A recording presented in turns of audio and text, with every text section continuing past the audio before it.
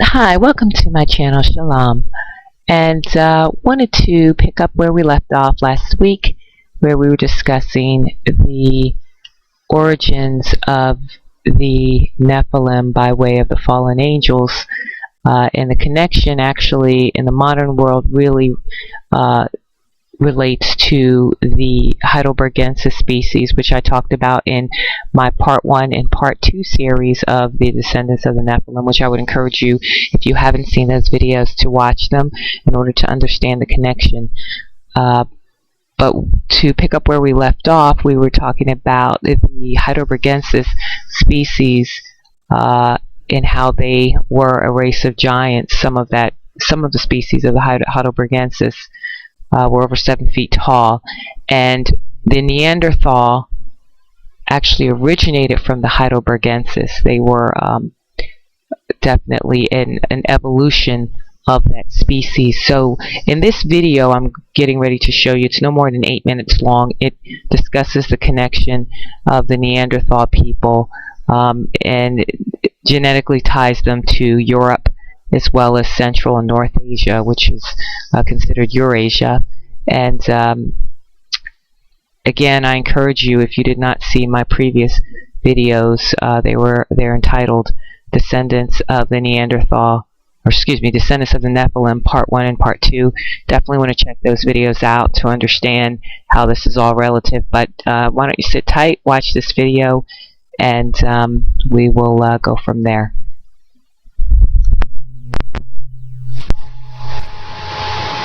This is a skull of a non-human, and this is from a Neanderthal. Look closely, and you can see that this one has a slightly longer brain piece. Most scientists believe that these are two separate species, and there wasn't much interaction between the two. But now we know there was interbreeding, and that all non-Africans living today are part Neanderthal. The researchers extracted DNA from Neanderthal fossils and compared it with that taken from people living today. They found that the DNA of Europeans and Asians is Neanderthal.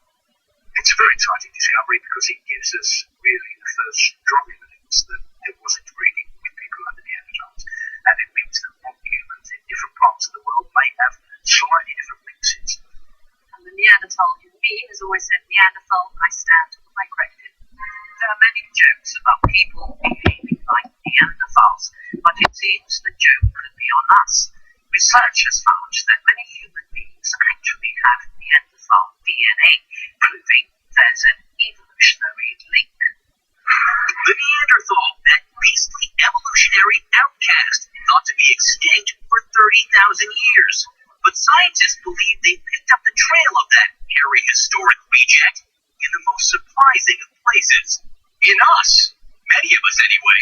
There is new evidence that humans inherited up to 4% of our DNA from Neanderthals. The study in the journal Science is based on painstaking research into 3 Neanderthal bone fragments. Scientists reconstructed the Neanderthal genetic code and compared it to modern humans from across the globe, and found there was up to a 4% match with humans everywhere, but from Africa. The theory is that our human ancestors migrating out of Africa some 70,000 years ago had some amorous encounters with Neanderthals somewhere in the Middle East. We mean that they interbred or they had sex. This is the first real evidence Neanderthals and humans had kids, which means, despite the old assumption that Neanderthals disappeared from the evolutionary chart, Neanderthals aren't quite extinct. They all live on a little bit in many of them. Research is part of a major project mapping the Neanderthals genome and hopefully providing firm answers to a number of evolutionary questions. If you've ever accused someone of being a Neanderthal, then tonight you've been proved right. But it takes one to know one, because scientists have just released studies that show we are all partly Neanderthal. For the first time ever, DNA analysis has proved that early modern humans interbred with our closest evolutionary relatives. Stephanie West has this report. It's a debate that's engaged scientists for 100 years or more. What's our link with Neanderthal man and woman? Moreover, did we ever mate? Now the truth is out of the box. According to research released tonight, DNA evidence shows modern humans interbred with Neanderthal. People like me,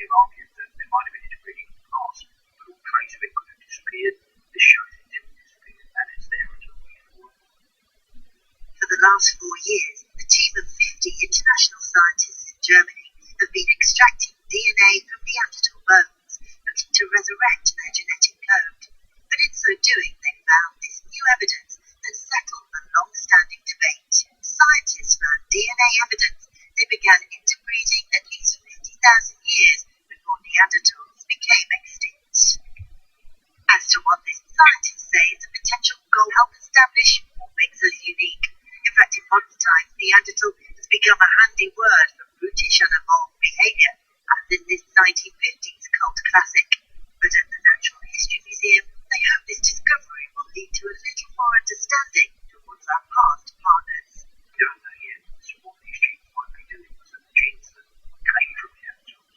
We don't yet know what this might be. They were distinct from us, but they were actually quite advanced humans. They were upright as well as big hands, their brains were as large as ours. They were pretty good at what they did in terms of structural making. They buried their dead, so they had some very human features. And what this research also shows is that there are at least 70 genes that have been picked up that seem to be unique to the modern human life.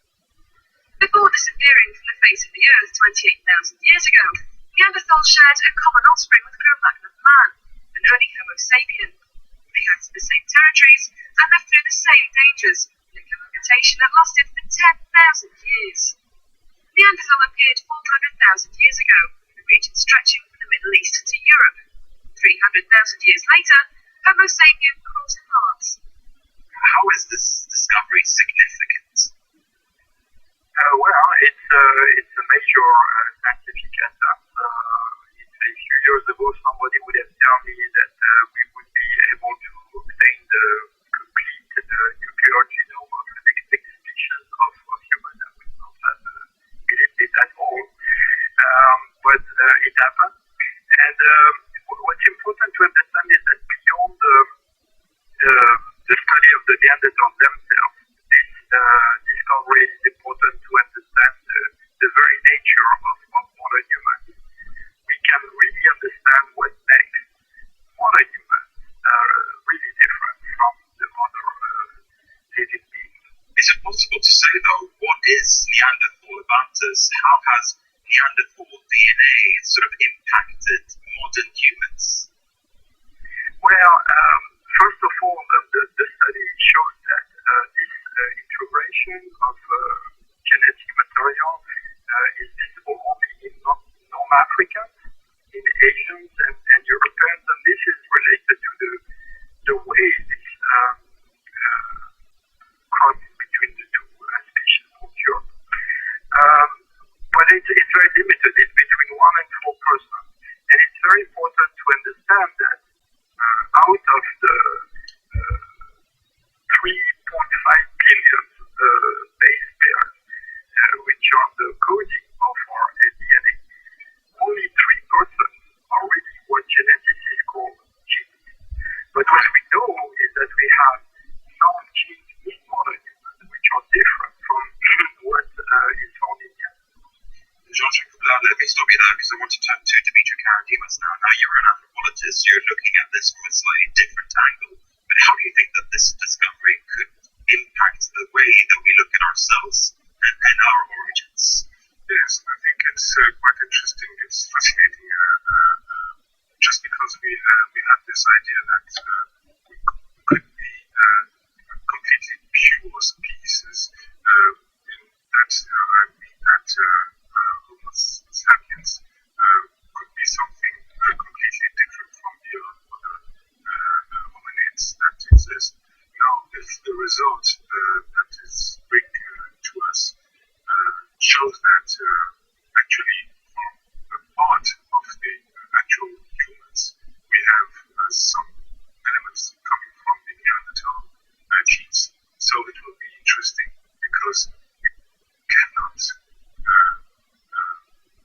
go with the idea that we are a complete pure species. So we have something common with another one. So there's a lot more than just science and all of this, and sort of how Neanderthal DNA is impacting us. It's also got to do with our own self-image.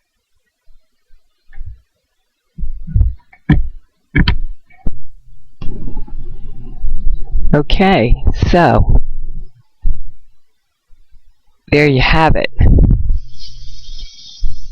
That what you gathered from that video is that people out of Eurasia are not, obviously, not a pure species, an entire human, part of the human species. I mean, again, these are not my words, these are scientists, that the Neanderthals, where Eurasians originated from, and that would be Europeans and Asians, would make them not entirely human. So yes, their DNA is a little different from people of color or people that are non-African, okay?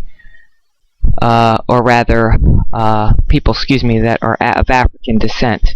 That their DNA, people out of Europe and Asia, their DNA is a little bit different because of this. Now, what does all that mean? Well, that relates back to the parable of the terrorist that I went over in my the first part of my video series regarding the Nephilim, descendants of the Nephilim, because what that essentially means, and what this is telling you, is that the European species and Eurasian species originated from Neanderthal, then they would be the descendants of the Nephilim. And again, the proof was shown in the previous two videos. So I encourage you to watch those if you haven't already, and there you have it. The evidence is pretty clear. Okay, so thanks for tuning in, and we're going to continue this series over time. We're going to come back to this because, again, it's something very important to discuss, and there's a lot of evidence in the scriptures, regardless of how many books they have removed in the world of Christianity, obviously to hide this very telling evidence, and this is why so many books, especially the Book of Enoch, was removed. But we're gonna continue to discuss it because it is important over time. And in the interim, thank you so much for tuning in, and may the Most High bless.